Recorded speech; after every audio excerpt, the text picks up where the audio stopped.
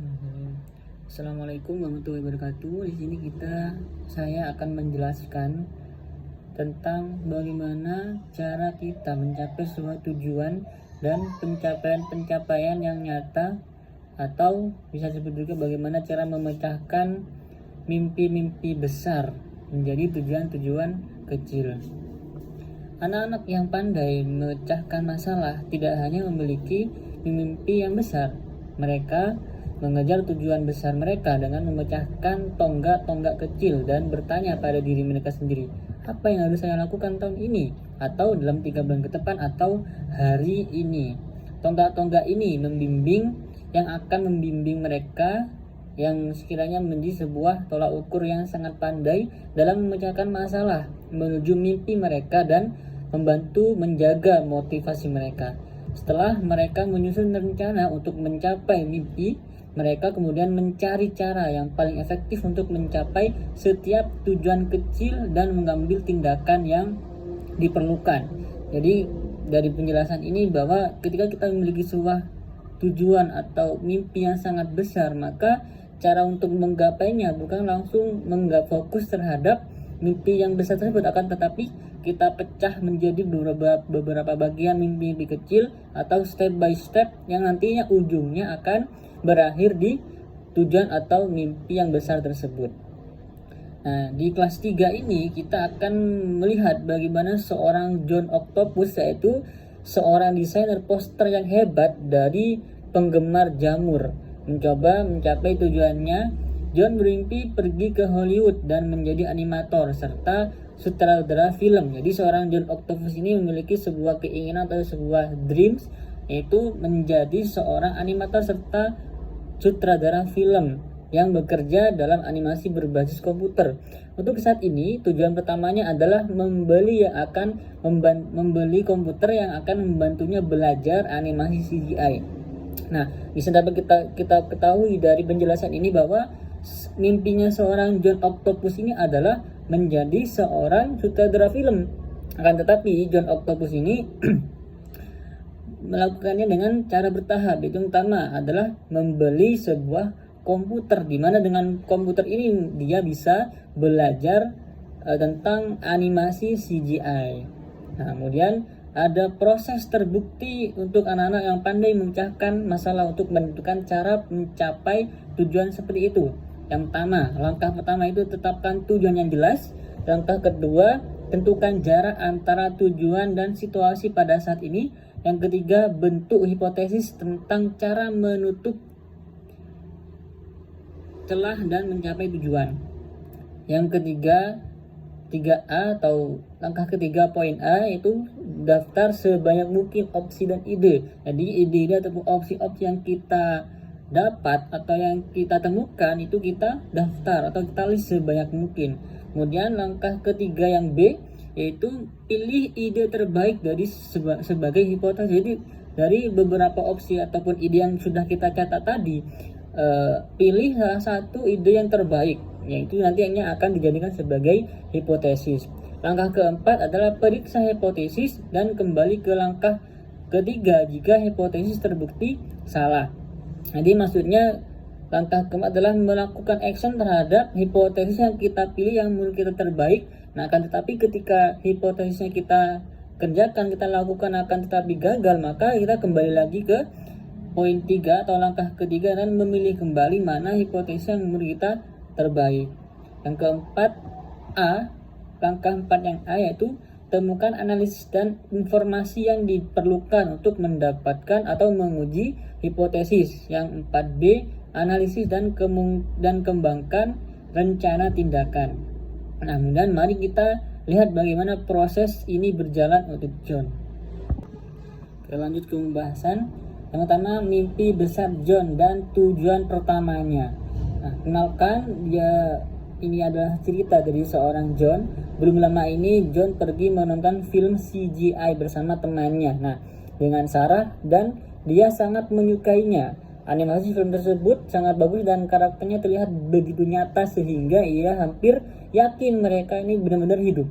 Ceritanya juga sangat luar biasa. Sekarang dia ingin menjadi sutradara film CGI di Hollywood. Jadi kenapa asal muasal seorang John Octopus ini tiba-tiba ingin menjadi seorang sutradara film animasi? Itu berawal dari ketika John ini menonton film animasi, tadi kok ternyata film ini bagus banget gitu. Jadi seakan-akan animasi karakter-karakter yang ada di dalam film tersebut sungguh nyata, seakan-akan mereka itu beneran hidup kayak gitu. Nah, kemudian dia sudah membayangkan tajuk utama majalah sutradara CGI inovatif John Octopus memenangkan Academy Award dengan foto dirinya menggunakan tuxedo memegang piala Oscar. Bahkan dia mimpinya bukan cuma menjadi seorang sutradara film, akan tapi sampai dia ini berangan-angan bahwa dia ini adalah salah satu sutradara yang bisa memenangkan Academy Award, mendapatkan penghargaan atas film-film yang dia buat seperti itu, menggunakan dengan foto dirinya di majalah-majalah menggunakan jas tuxedo. Nah, kan tetapi di sini ada satu masalah. John sama sekali tidak tahu cara membuat animasi berbasis komputer. Bahkan dia tidak memiliki komputer. Jadi pertama-tama dia perlu cara untuk membeli komputer. Dia ingin berlatih desain dan membuat kartu liburan keluarganya. Itu berarti dia harus mendapatkan komputer paling lambat awal Desember, yang hanya 6 bulan lagi. Dia tahu bahwa dia perlu membuat rencana yang hebat. Mari kita rinci apa tujuan-tujuan yang dilakukan oleh si John ini.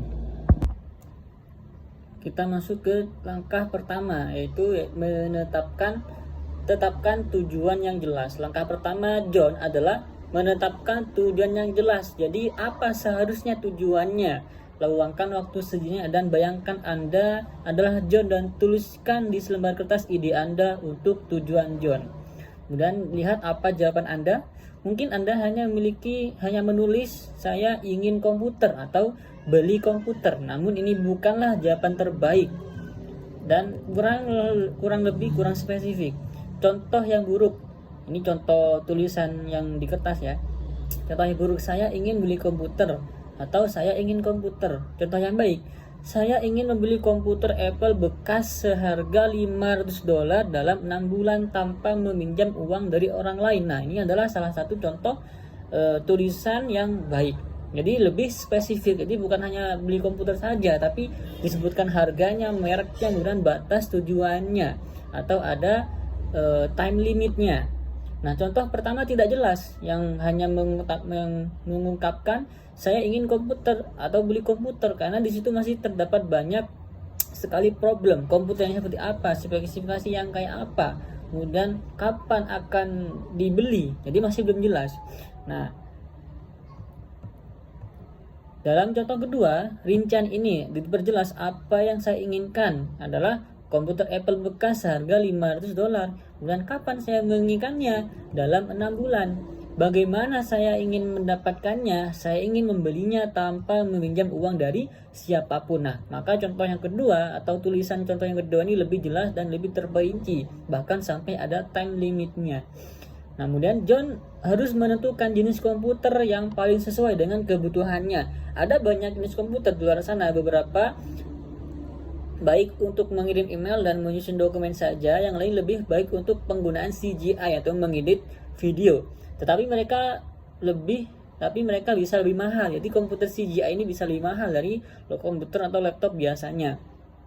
John mengunjungi toko komputer dan mencari di internet dan akhirnya menemukan komputer yang dia suka, yaitu adalah komputer dari merek Apple bekas seharga $500 yang terlihat sangat keren. Sekarang dia memiliki tujuan spesifik dan angka yang harus dicapainya. Jadi bukan cuman angan-angan saya ingin membeli komputer, saya menginginkan komputer, akan tetapi lebih rinci lagi harganya, kemudian spesifikasi mereknya apa, kemudian kapan laptop itu akan kita beli, maka itu harus ditulis semuanya. Selanjutnya, dia perlu menentukan kapan dia menginginkannya. Jadi itu cara terbaik baginya untuk menutup kesenjangan antara situasinya saat ini adalah Dari situasi saat ini adalah ketika John ini tidak memiliki komputer dan tujuannya yaitu membeli komputer. Jadi kesenjangan antara waktu dia tidak memiliki komputer yaitu saat ini dengan tujuannya yaitu pada saat dia sudah bisa membeli komputer. Bergantung pada kapan dia benar-benar membutuhkan komputer tersebut. Jika dia hanya menginginkan komputer dalam 3 tahun ke depan, dia mungkin bisa membelinya dengan cara menabung uangnya. Namun jika dia ingin membelinya dalam 6 bulan ke depan, dia mungkin harus melakukan lebih dari sekedar menabung. Dia mungkin harus mencari sumber penghasilan baru. Nah, jika Anda memiliki kondisi spesifik untuk mencapai tujuan Anda harus menyertakan dalam pernyataan tujuan. Dalam kasus John ini, dia memperjelas bahwa dia ingin membeli komputernya, bukan meminjam ataupun menyewanya, dan dia tidak ingin meminjam uang dari orang lain untuk melakukannya.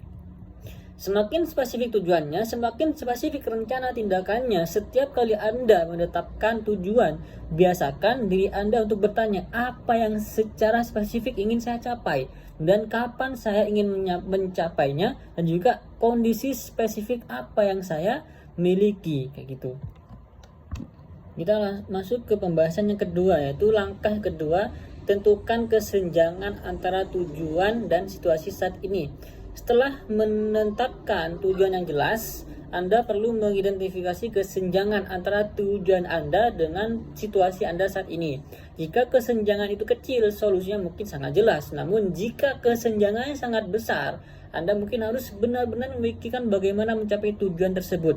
Maksudnya di sini adalah antara kondisi kita sekarang dengan impian yang akan kita capai itu kesenjangannya, misalkan kita cuma inginnya beli HP baru yang harganya relatif murah, misal 1 juta. Jadi kan kesenjangan antara kondisi saat ini dengan yang akan kita raih itu tidak terlalu besar. Tetapi apabila goal kita atau tujuan kita, contohnya seperti kasusnya John, yaitu ingin membeli laptop seharga $500, itu kan bukan uang kecil, itu adalah merupakan salah satu kesenjangan yang besar. Jadi kita harus juga punya solusi yang sangat-sangat jelas dan terperinci. Mari kita kembalilah melihat kasusnya si John. John saat ini memiliki tabungan sebesar $150. Orang tuanya memberinya uang saku sebesar $20 per bulan, dan dia mendapatkan $3 per jam dengan berjalan-jalan dengan anjing tetangga sekali seminggu, yang berjumlah jika ditotal mendapatkan sebesar $12 per bulan. Namun dia menghabiskan rata-rata $15 per bulan. Apakah John akan bisa membeli komputer jika dia mempertahankan tingkat pendapatan dan pengeluarannya pada saat ini?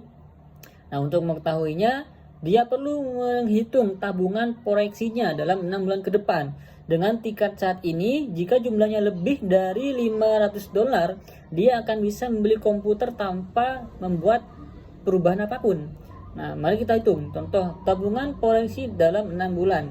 Tabungan saat ini ditambah jumlah bulan dikali uang saku bulanan ditambah pendapatan bulanan dari berjalan dengan anjing dikurangi pengeluaran bulanan rata-rata sama dengan $150 ditambah 6 dikali $20 ditambah dalam kurung $3 dikali 1 jam per minggu dikali 4 minggu per bulan dikurangi $15 sama dengan $252. Nah, berarti John saat ini memiliki $150, dan dalam 6 bulan dengan pendapatan dan pengeluarannya saat ini, dia akan memiliki $252.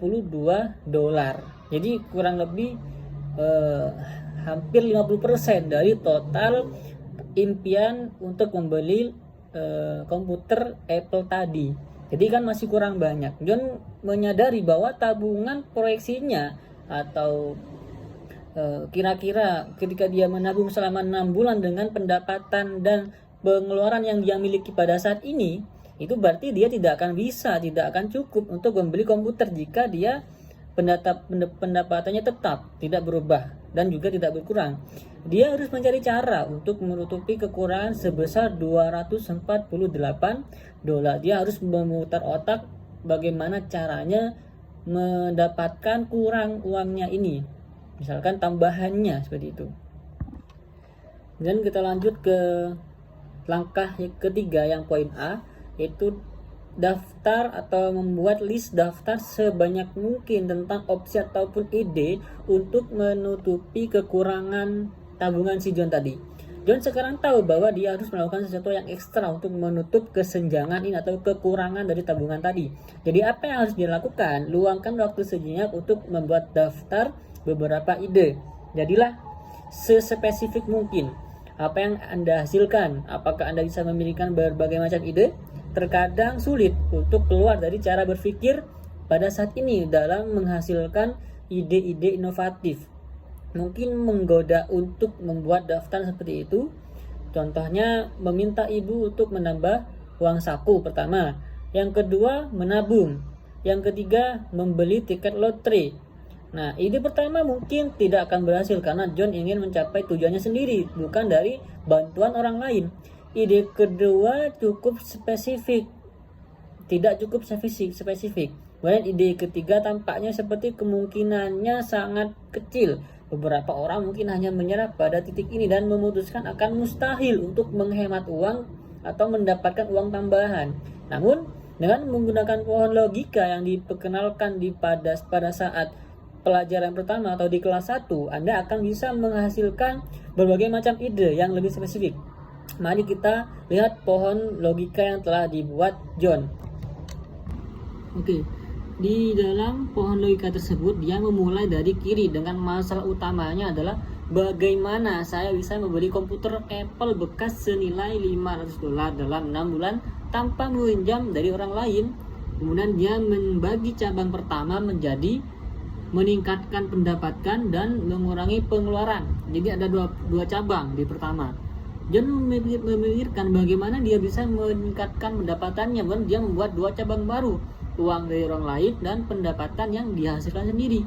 Di sisi mengurangi pengeluaran, dia memecah pengeluarannya menjadi kategori hiburan, makanan dan minuman dan juga lainnya. Untuk membuat pohon tumbuh secara vertikal, tanyakanlah pada diri sendiri berkali-kali apakah ada cara lain untuk memecahkan masalah ini. Anda dapat membuat pohon tumbuh secara horizontal dengan bertanya secara khusus bagaimana atau apa yang masuk ke dalam kategori ini. Dengan cara ini Anda akan mengembangkan berbagai ide spesifik. Kemudian yang ketiga, kita masuk ke langkah yang ketiga, poin B. Nah, setelah John membuat pohon logika, dia mulai mencari ide terbaik sehingga dia bisa membuat hipotesis tentang bagaimana dia menutup kekurangan sebesar $248. Kamu bisa memotong cabang dari pohon logika jika idenya jelas tidak efektif atau tidak layak, atau jika bertentangan dengan nilai-nilai. Misalnya, dalam kasus John, dia memotong seluruh cabang uang dari orang lain karena tujuannya jelas, dia menyelesaikan masalah ini sendiri daripada bergantung pada orang lain untuk mendapatkan bantuan. Dia juga meningkatkan waktu kerja karena dia perlu terus berlatih baseball dan mengerjakan tugas-tugas sekolahnya. Dan dia tidak bisa menghabiskan lebih banyak waktu untuk bekerja. Jadi dia memotong investasi dan main lotre karena dia tidak tahu cara berinvestasi dan kemungkinan memenangkan lotre sangatlah rendah. Dengan memotong cabang-cabang dan menyoroti apa yang dia lihat sebagai ide terbaik di pohon, John bisa membuat hipotesis. Saya bisa membeli komputer dalam 6 bulan jika saya beralih ke pekerjaan dan bayaran yang lebih tinggi. Atau kemudian menjual beberapa buku bekas dan berhenti membeli CD dan permainan. John menggunakan piramida hipotesis untuk menggambarkan ini. Ini menunjukkan hipotesis utama. Saya membeli komputer Apple bekas seharga $500 dalam 6 bulan dengan kondisi spesifik. cara-cara sebagai dasar yang mendukung hipotesis utama. Jadi lebih mengapa ini masih merupakan hipotesis dan bukan solusi nyata John, ini tetap merupakan hipotesis karena kita masih belum tahu apakah ini benar bisa terrealisasikan. Misalnya bagian dari hipotesis John adalah bahwa dia harus beralih ke pekerjaan yang bayarannya atau gajinya lebih tinggi.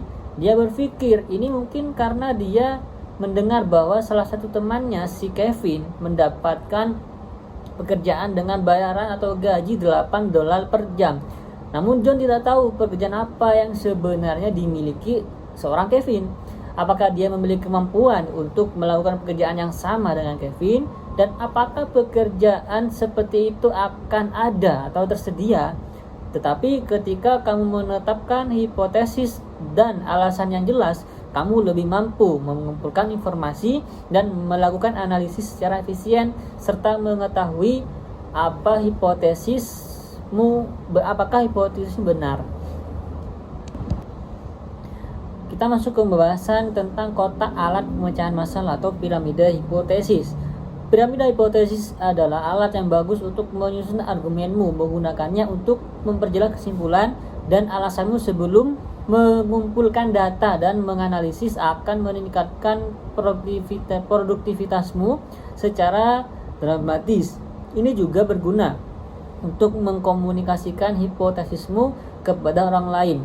Struktur dasar menempatkan kesimpulan atau pesan utama di bagian atas dan mencantumkan alasan pendukung di bagian bawah sebagai data pendukung dari sebuah piramida.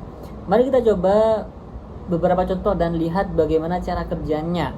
Susun ulang kotak-kotak dalam setiap masalah berikut untuk membuat struktur piramida yang menunjukkan hubungan di antara mereka. Ada dua jenis utama piramida hipotesis, struktur pengelompokan dan struktur argumen.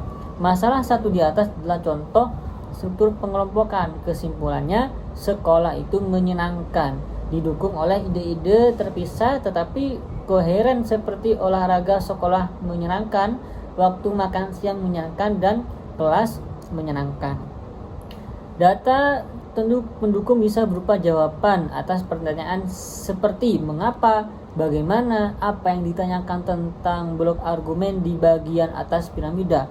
Untuk struktur pengelompokan, bahkan jika salah satu blok pendukung terbukti salah, argumen masih tetap ada. Dalam hal ini, kamu masih bisa membuat argumen bahwa sekolah itu menyenangkan bahkan jika kelasnya menyenangkan terbukti salah. Masalah 2 adalah contoh dari struktur argumen dalam jenis piramida ini. Beberapa pernyataan, ikan salmon adalah ikan adalah perenang yang baik, mengarah pada kesimpulan ikan salmon adalah perenang yang baik. Tidak seperti struktur pengelompokan dengan struktur argumen. Jika salah satu pernyataan tidak benar, kesimpulan utama secara otomatis juga akan salah. Kita masuk ke poin 4, yaitu tentukan analisis dan informasi yang diperlukan untuk menguji hipotesis. Setelah dia membuat hipotesis tentang bagaimana dia akan mencapai tujuannya, langkah John berikutnya adalah mencari tahu analisis dan informasi apa yang akan diperlukan untuk menguji hipotesisnya.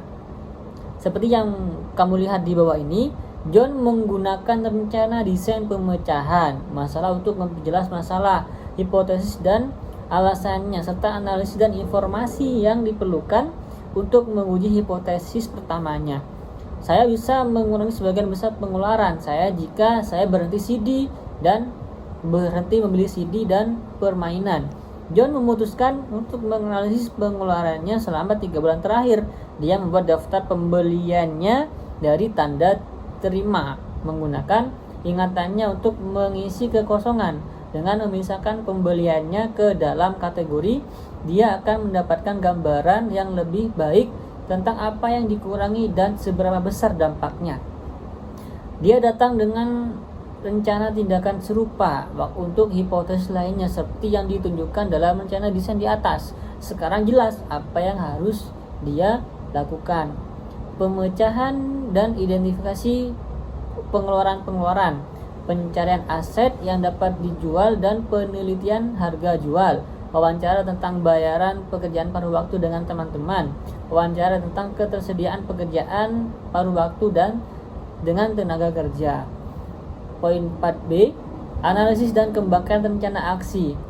John kemudian melanjutkan ke analisisnya. Pertama, dia mencoba mencari tahu seberapa banyak dia bisa mengurangi pengeluarannya. Analisis pertama, seberapa banyak John bisa mengurangi pengeluarannya, dia mulai dengan mencoba mengingat dan mencatat semua yang dia beli dalam 3 bulan terakhir. Oke, bulan lalu saya membeli video game seharga $9 dan sebatang permen seharga $1 apalagi. Oh, saya membeli buku komik setiap bulan seharga $4 dan saya membeli minuman olahraga setelah setiap pertandingan baseball pada hari Sabtu. Menggunakan proses ilmiah yang sangat ketat ini, John membuat data pengeluaran berikut untuk 3 bulan terakhir.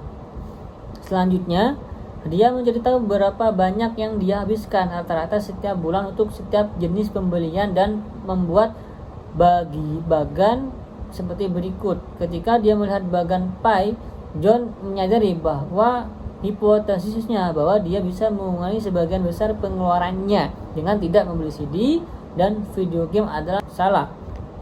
Dia sebenarnya menghabiskan uang paling banyak untuk minuman, olahraga, dan buku komik meskipun mereka kurang mahal daripada CD dan video game.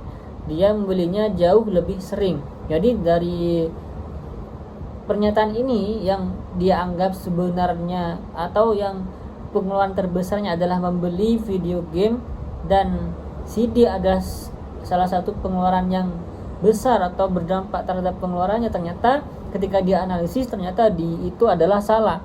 Yang benar adalah mengurangi pembelian minuman dan buku komik karena itu lebih sering daripada yang tadi. Betul yang tadi CD dan video gamenya nominalnya besar akan tetapi itu hanya sekali, tetapi dengan yang dibandingkan dengan buku komik dan minuman olahraga itu meskipun harganya murah tapi itu sering, maka dampaknya lebih besar daripada yang CD dan video game. Selanjutnya John merasa terganggu oleh temuannya. Apakah saya berhenti meminum minuman olahraga dan buku komik favorit saya juga? Dia bertanya-tanya, saya merasa sangat haus setelah pertandingan baseball dan jika saya berhenti membaca buku komik saya akan tertinggal saat teman-teman saya membicarakannya di sekolah. Tampaknya ada hal-hal yang John bersedia untuk menyerah dan yang lainnya tidak. Hal-hal yang John bisa menyerah, mendengarkan CD baru, bermain game baru. Hal-hal yang John tidak ingin menyerah yaitu minum minuman olahraga setelah latihan baseball, membaca buku komik, dan makan permen. Untuk menentukan bagaimana dia akan mengurangi pengeluarannya, John harus mempertimbangkan baik berapa banyak menghilangkan pembelian akan mengurangi pengeluarannya dan apakah dia bisa menyerah sampai dia mencapai tujuannya seperti penggemar jamur di kelas sebelumnya.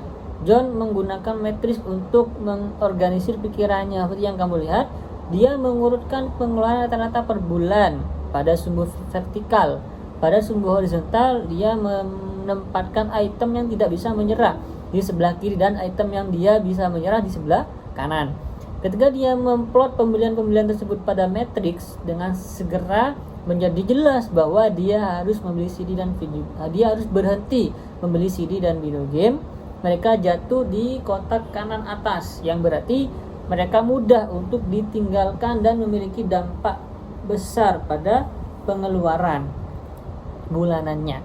Di sisi lain, permen jatuh di kotak kiri bawah, yang berarti dia tidak banyak menghabiskan uang untuk itu dan tidak ingin melepaskannya karena permen tidak memiliki dampak besar pada pengeluarannya. Dia memutuskan tidak perlu repot-repot untuk melepaskannya. Namun, bagaimana dengan buku komik dan minuman olahraga? Meskipun dia tidak ingin melepaskannya, jika dia mengurangi biaya itu akan memiliki dampak besar pada pengeluaran keseluruhan. John memutuskan untuk menghasilkan ide-ide untuk memotong pengeluaran ini. Dia datang dengan beberapa ide brilian. Alih-alih membeli minuman olahraga di lapangan baseball, dia menyadari bahwa dia bisa membeli campuran minuman olahraga bubuk yang jauh lebih murah, membuatnya di rumah dan membawanya ke pertandingan baseball dalam botol air. Dia juga memutuskan untuk membeli bersama buku komik dengan temannya. Dia menyadari bahwa perubahan ini akan memotong pengeluarannya untuk minuman olahraga dan buku komik sebesar 50%. John di sini mampu mengurangi pengeluarannya dari yang sebelumnya $15 per bulan menjadi $5 per bulan. Ini akan meningkatkan total tabungannya sebesar $60, yaitu meninggalkan kesenjangan tersisa sebesar $188 untuk mencapai tujuannya. Dari hasil pengurangan pengeluaran tadi yang dikurangin dari minuman olahraga dan juga komik, itu mendapatkan nominal tambahan sebesar $60 dari kekurangan sebelumnya. Jadi saat ini kekurangan tabungan yang John miliki adalah $188.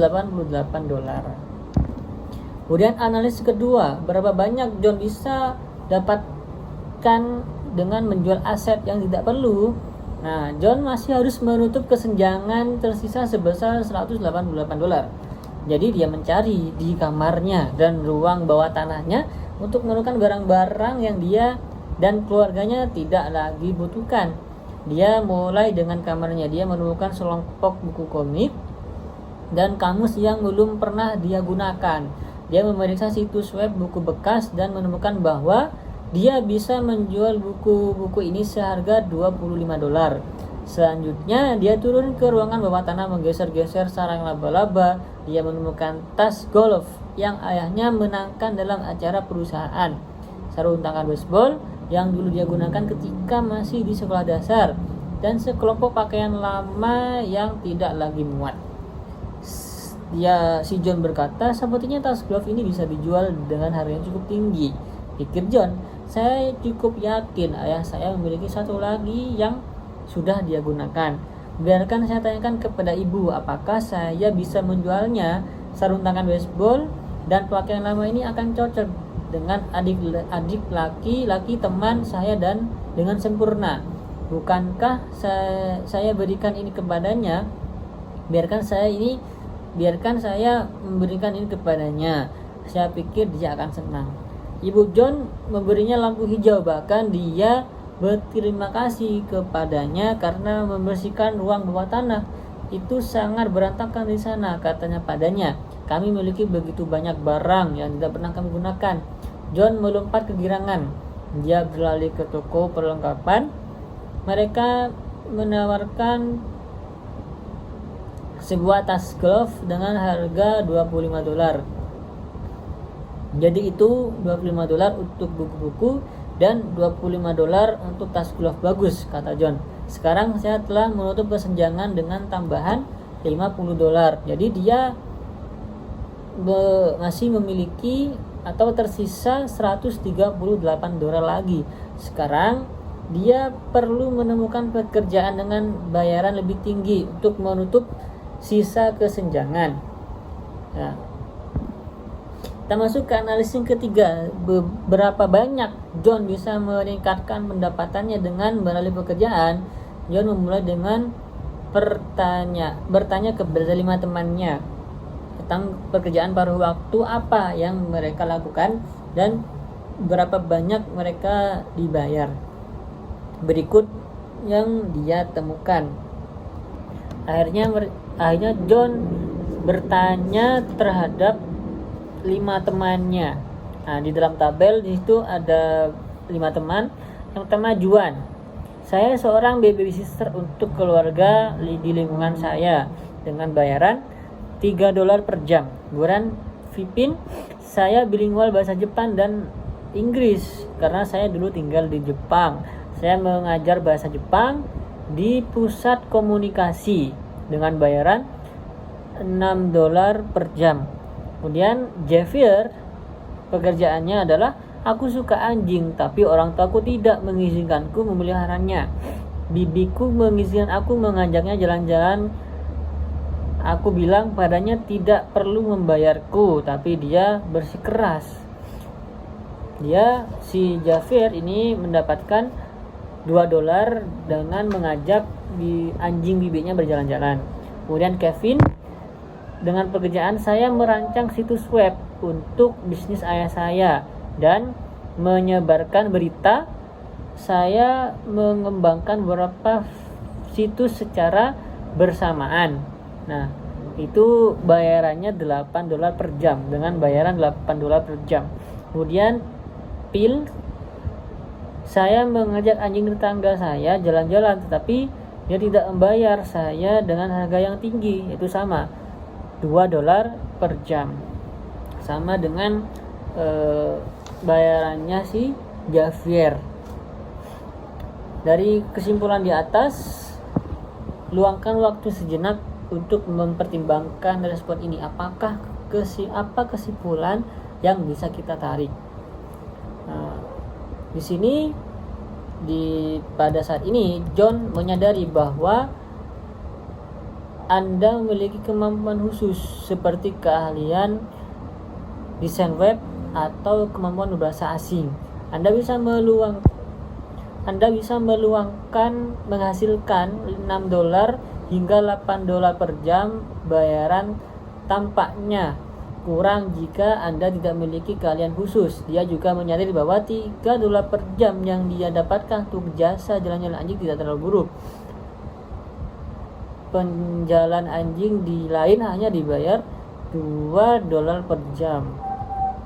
Selanjutnya dia mengunjungi tetangganya untuk mengetahui jenis pekerjaan yang mungkin saat ini tersedia. Berikut ini yang mereka katakan padanya. Jadi yang pertama, si Johnny bertanya kepada temannya. Kemudian yang kedua, dia bertanya kepada tetangga-tetangganya. Tetangga pertama yaitu si Mr. Rick. Nah, di sana yang dikatakan oleh beliau, jadi kamu butuh pekerjaan. Kamu bisa mengajak anjing kami jalan-jalan, tetapi kami tidak mampu membayar sebanyak itu. Bagaimana kalau $3 per jam? Mr. Kennedy juga mengatakan, bisakah kamu mengasuh anak-anak kami? Pengasuh terakhir kami pindah. Kami bisa memberimu $2 per jam. Mr. Picasso, apakah Anda ingin mencuci pakaian kami dengan biaya $2,5 per jam? Mr. Kennel, ya, kamu bisa mengajak anjing kami jalan-jalan, tapi aku tidak tahu apakah kamu bisa menangannya. Dia anjing besar dan dia menggonggong pada orang dan mengejar anjing lain, tapi jadilah tamuku, aku akan membayarmu $3. Mr. Raja, Anda bisa memotong rumput dan menyapu dedaunan di sini di musim gugur. Bagaimana kalau $3 per jam? Nah, seperti yang Anda lihat, John tinggal di kota dengan upah yang sangat rendah untuk para pelajar. Tidak ada yang menawarkan pekerjaan yang membayar lebih dari $3 per jam yang sudah dia dapatkan. John hampir menyerah, tetapi pertama-tama dia mencoba untuk mencari cara kreatif untuk meningkatkan pendapatannya tanpa harus bekerja lebih banyak jam. Tiba-tiba mendapatkan ide yang menginspirasi. Bagaimana jika saya menjalankan 2 anjing lagi secara bersamaan? Saya akan bisa mendapatkan $9 per jam dengan menjalankan 3 anjing sekaligus. Saya pernah melihat seseorang melakukan itu di kota New York. Luar biasa. John bertanya kepada pemilik 3 anjing apakah boleh baginya untuk menjalankan anjing mereka semua sekaligus. Mereka bertiga senang John melakukannya, terutama ketika mereka mengetahui bahwa itu untuk membantunya membeli komputer dan mengejar mimpinya di Hollywood. Kamu harus kembali ketika kamu sudah terkenal dan memberikan kami tanda tangan, kata mereka padanya. Dari ketiga yang sudah kita dapatkan solusi dari orang-orang, dari teman dan juga dari tetangga-tetangganya, itu kan dari beberapa solusinya atau yang mereka kasih kepada John yaitu adalah mengasuh anjing. Jadi dia membuat atau mendapatkan ide cemerlang bagaimana kalau saya mengasuh 3 anjing ini sekaligus. Jadi kan tiap anjing harganya atau dapat gaji $2. Ketika dikalikan 3 anjing berarti dapat $9. Bahkan si pemilik anjing ini juga sangat tersanjung karena dia melakukan pekerjaan ini dengan cita-cita ingin menjadi seorang mengejar seseorang sutradara film di Hollywood. Bahkan mereka sampai mengatakan kamu harus kembali ketika kamu sudah terkenal. Itu sebagai sebuah motivasi atau menjadi sebuah penyemangat bagi John. John telah melangkah jauh dan sekarang memiliki rencana yang bagus. Langkah paling kritis, eksekusi. John bekerja dengan sungguh-sungguh melalui proses ini sejak awal. Dia menetapkan tujuan yang jelas, mencari tahu kesenjangan antara tujuannya dan situasi saat ini, membentuk hipotesis tentang bagaimana dia menutup kesenjangan tersebut, dan memeriksa hipotesisnya untuk memastikan bahwa mereka akan berhasil. Sekarang dia telah mencapai langkah-langkah paling kritis atau eksekusi. John sekarang memiliki rencana bagus untuk mencapai tujuannya dalam membeli komputer Apple seharga $500 dalam 6 bulan ke depan. Tapi tidak boleh berhenti di sini. Dampak dari tindakan Anda ditentukan oleh persamaan berikut. Dampak sama dengan efektivitas rencana dikali kualitas eksekusi. Jadi untuk mencapai dampak yang paling besar, Anda perlu memiliki rencana yang sangat efektif dan eksekusi yang sangat luar biasa. Jika Anda hanya memiliki salah satunya, Anda tidak akan dapat mencapai tujuan Anda. Anda membutuhkan duanya sekaligus. Setelah Anda memiliki rencana tindakan yang konkret untuk mencapai tujuan Anda, jangan lupa untuk membuat jadwal yang konkret. Tuliskan semua yang akan Anda lakukan dan kapan Anda berencana melakukannya. Ingatlah untuk memantau kemajuan dan merevisi rencana Anda sesuai kebutuhan. Sangat sedikit hal dalam hidup yang pernah berjalan dengan sempurna seperti yang direncanakan. Bagaimana jika beberapa tetangga memutuskan bahwa mereka tidak lagi membutuhkan Anda untuk menjalankan anjing-anjing mereka? Jika itu terjadi, Anda tidak perlu panik karena sekarang Anda tahu cara memecahkan masalah. Cukup gunakan pendekatan yang sama yang telah kita pelajari sepanjang buku ini. Terima kasih. Jika ada cukup sekian penjelasan yang bisa saya sampaikan. Apabila terdapat banyak sekali kesalahan ataupun kekurangan dalam penjelasan ini, saya mohon maaf. Terima kasih telah menonton. Wassalamualaikum warahmatullahi wabarakatuh.